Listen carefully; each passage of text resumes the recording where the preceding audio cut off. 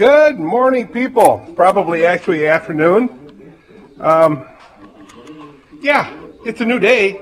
It's Friday the 19th, I believe. I'll double check. The 19th. Actually, it's 1 o'clock. So I said morning. So I really should wipe the lens. Sorry, guys. I just have to wipe a little bit. We've had some really cold days lately, and today it started out really cold. In fact, well, not really. I guess I just haven't been moving enough to keep myself warm. So right now in the barn here, it's 42. Outside the sun is shining. How about that? Let's see what the weather is supposed to be. Byron Center, it's 43 degrees. It's supposed to get up to 51. Started out at 26, it says, but right now it's, what did I say? 43 degrees. It's supposed to get up to 51. And right here in the sun, where there's not a whole lot of wind happening, it feels like 60 some degrees. It feels really good. So I've been doing a little work on my the van. So it's just preliminary setup. I got this really nice dog pad here that I purchased from Family Farm and Fleet, I believe it was. Family Home and Fleet in Holland, and only cost me like 12 bucks. And yeah, I can crawl on my knee here, then I can walk or on my knees and then sit on that seat right there and set this bed up. I really can't see it that well. I know it's dark. Right there's the bed, 30 inches wide, plenty wide for my little Indonesian body. And then underneath it will be the storage for the I know the sun's really bright. Storage for the my clothes, food, a little cooler maybe. Actually, the cooler will be sitting between the seats or someplace in here. But yeah, the lighting's a little messed up.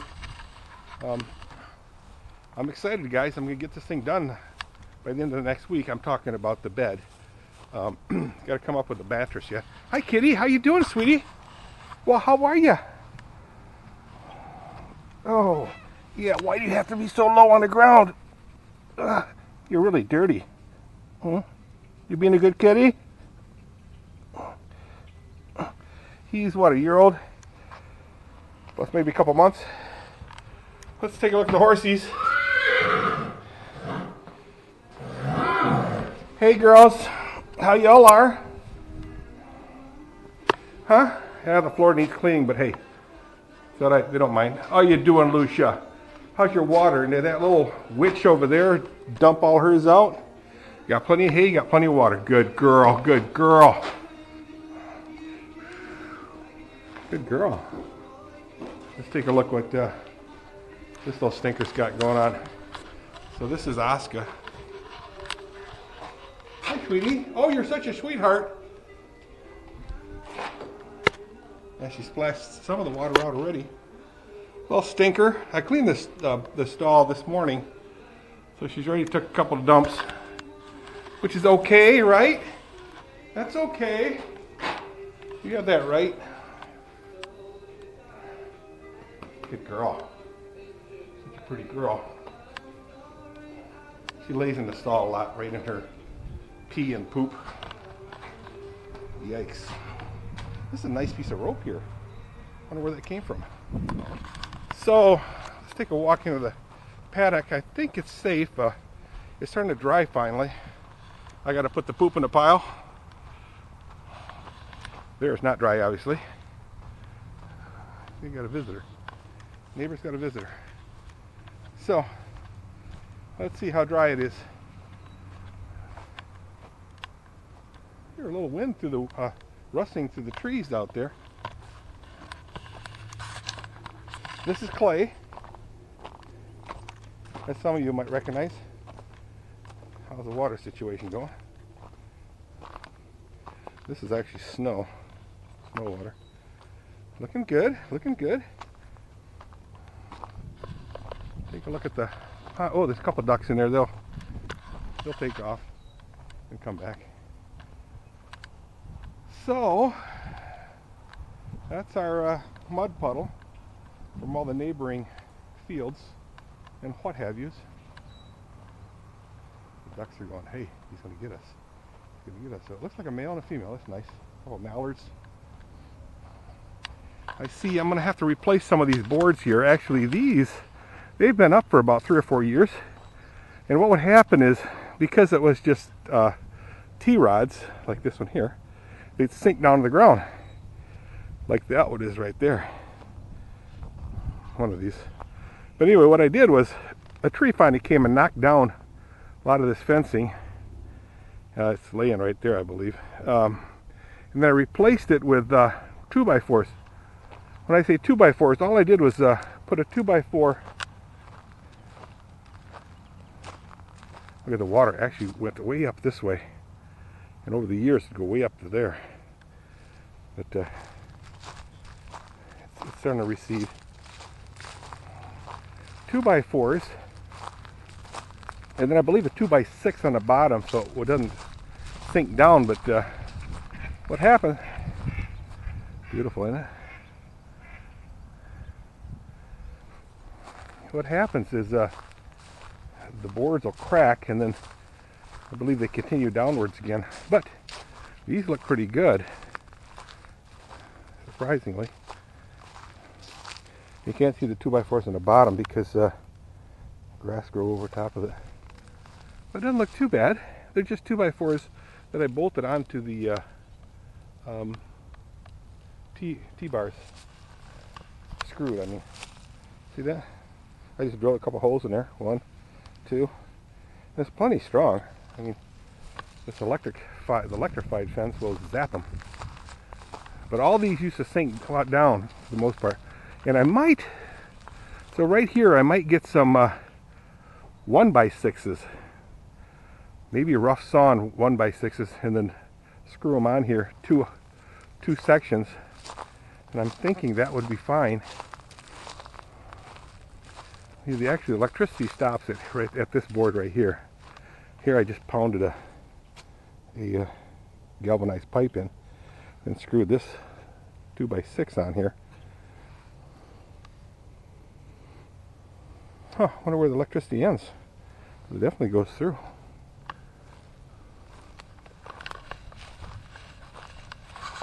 Huh, I'm not sure where it ends. That's okay. So you can see where the strap broke off there. What happens, the water flows up and then ice is over. Then as the water recedes, the ice stays up and then starts yanking everything down as it breaks away from the posts.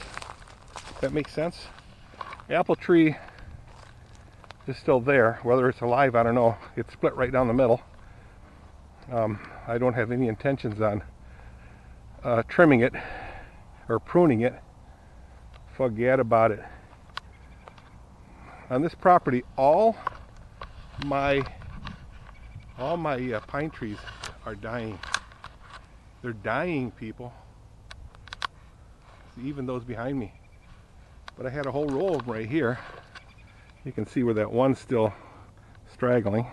But I had a whole row of them right there. And now they're being replaced by wild maples. Ash trees are dying everywhere. There's one there, there's one there, and there's one more in the paddock.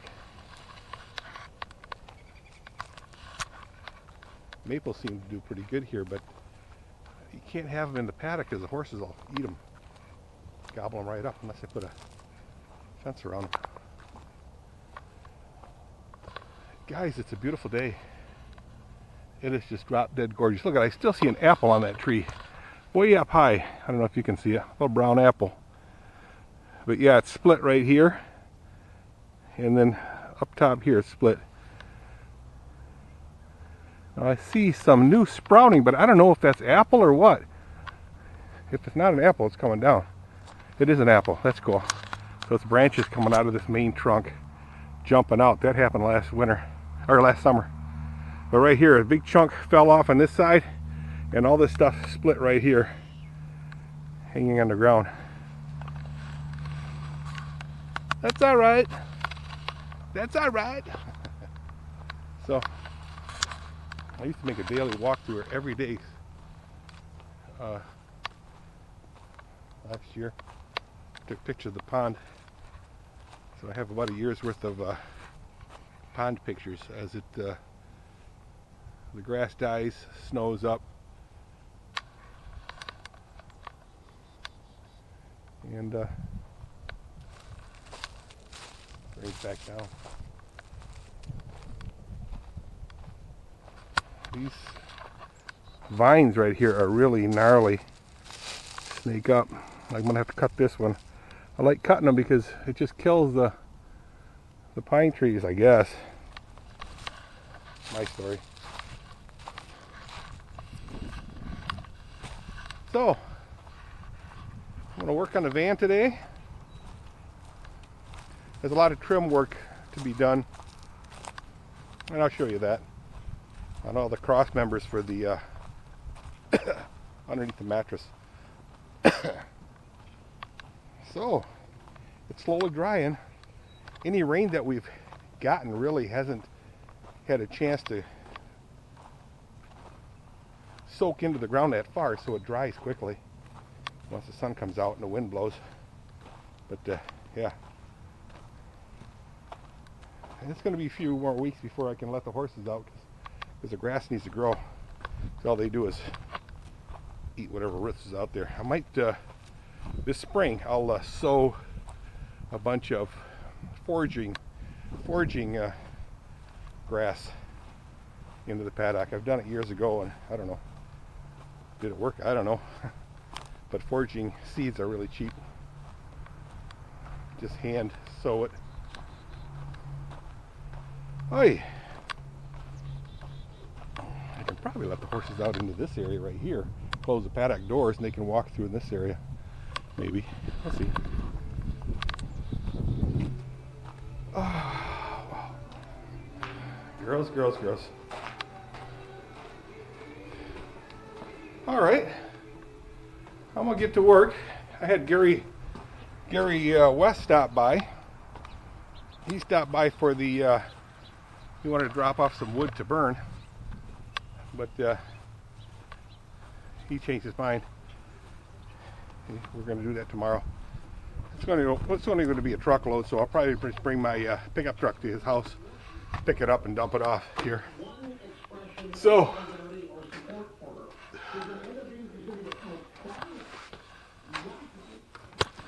that's really weird. Every time you, well, not every time, but many times you buy a Milwaukee implement, cordless, they include battery chargers. I got battery chargers all over this barn. I got 3 of them. So I really don't need that many. I'll probably give some of them away. All right. Every time I buy another unit. I will see you guys. Let me see how far I get today. Then I'll show you. Oh, this morning this panel fell off. It was just held up by little staples. The top and that side panel is still that way, but it finally fell off, and I just ran 3 screws in. 1, 2, and 3. Just decorative, who cares, right? All right, name drops. Name drops. Whose name can I drop? Jeff Jackowitz? Phil Cross. My guitar man. He's a real guitar guy. Phil Cross. Oh, Scott. Machine guy. Scott. Don't be offended that I'm not saying your last name, because Anthony Shanahan and his brother Tim Shanahan.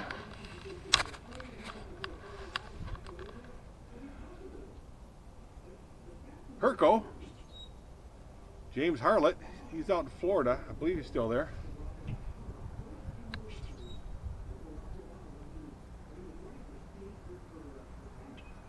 Who else? There's so many of you guys out there. I'm thinking Johnson Controls people. Jen Stevens, she got a new job. I forget where she went to, but she's no longer at Adient as a manufacturing engineer. I forget where she went to. Who else? Who else? Steve Vandenbosch. Steve Vandenbosch. Steve Vandenbosch. How you doing? How you doing? Chris Bush. Chris Bush. Chris Bush. I believe you live in Wyoming someplace close to me. I should look you up. You're probably going, ah, geez, no, please, stay away. Scott Zanstra. Scott Zanstra, well, how you doing, man? I haven't talked to you for a while. You're at LG Chem, right? Supervisor? Who else? Terry Kruger. Terry Kruger. That's just a name I'm mentioning. Not saying too much about him. Mike DeVries.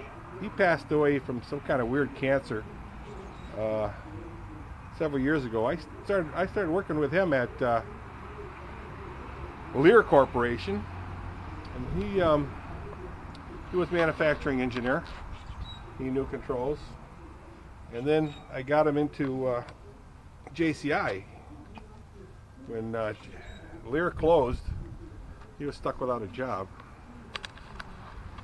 Kurt Wagner.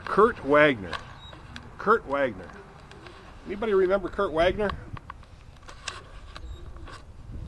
Kurt Wagner. Yeah, he was a manufacturing engineer at Lear. He passed away. Who else? Howard Hendricks. How are you, Howard? I'd be surprised if you remembered me. But your wife went to school. Okay, I worked with him at Keeler Brass. He was, I believe, an incoming inspector. I believe, right, Howard? And his wife, or his ex, worked with Kathy, or went to school with Kathy at the U of M classes, I believe. I believe that's what it was. U of M, University of Michigan classes for becoming an RN, a registered nurse, with a bachelor's degree. Who else? Chris Mull? Richard Post? Chris Holden? Jim Vanderwall? What is your problem? I don't know about you, man. I don't know if it's worth talking to you, but something's going on. He had a brother named John Vanderwall. He went to Michigan Tech. Brilliant kid. Was in the same class as Mike Hahn, my brother-in-law. Who else? There was a guy that hung out with Jim Vanderwall. Tall, skinny kid, had a beard, and he looked like Levi Jebb. Levi Jebb. Anybody remember his name? Ken Harrington. We go a ways back. Keeler Brass ways. And his dad.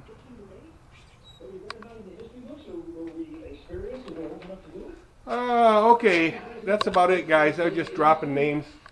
Again, the Corvette's sitting there. You guys know what the deal is with that. I'm just waiting for some help on that. And I'm gonna, again, like I said, I'm working on the bed, van bed. This thing here, this is kind of on hold. I got to build a stand for it, so it sits about this high, so it's easy to work on. It'll be made out of 2x4s and whatnot, plywood. That's about it, guys. This bike's ready to rock, so just got to get insurance on it, and I'll fire it up. Should fire right up. Check the oil and sure the gas is replaced. And make some noise. Tick off the neighborhood. See you guys. Bye.